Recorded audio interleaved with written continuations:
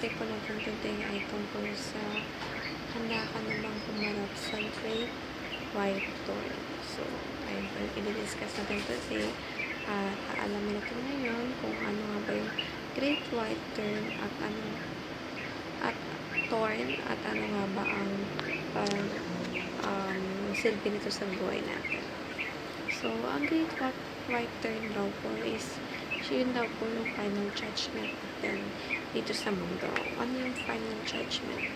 Ayun po yung araw ng paghuhukom ng Panginoon na kung saan din tayo i-judge na tayo ba ay mananatili sa kanyang kaharian o mananatili o babagsak na dun sa katikat-tikatang ako. At of course, tayo bilang mga Kristiyano, yun yung bagay na ayaw natin mapuntahan at ayaw natin makamit. So, kaya sa isa sa mga application nito, live your life accordingly to the Bible.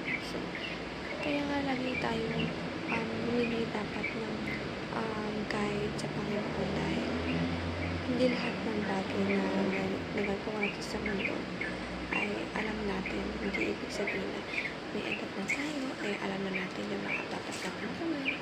Hindi po ganun yun. So, majority of us na most of all po ay mas nagkakaroon o mas nagkanap sa paggawa ng kasalanan pag matanda na dahil yung mga kasalanan ay yun yung nakakasatisfy ng personal needs natin, ng makamundong pag-iisip natin, makamundong gawain natin. So,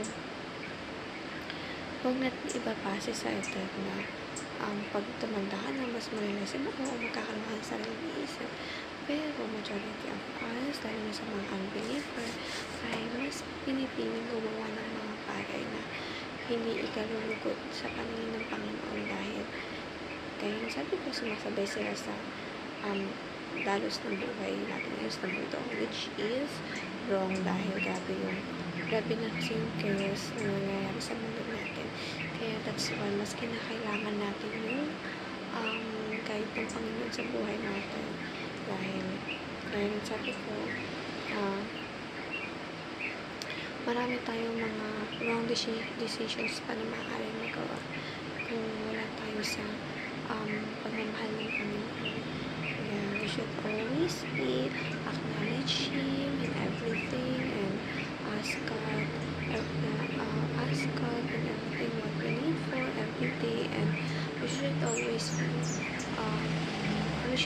have communication with our God so that we would be able to know what are the things that we should know and the things that we shouldn't do it, and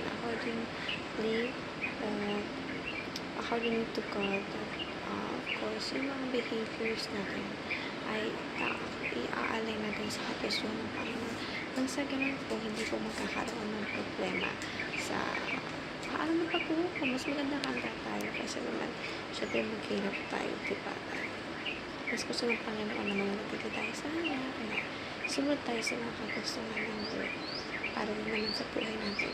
So, that's all po. Thank you for listening, everyone, and God bless us all. Have a blessed Thursday ahead for today.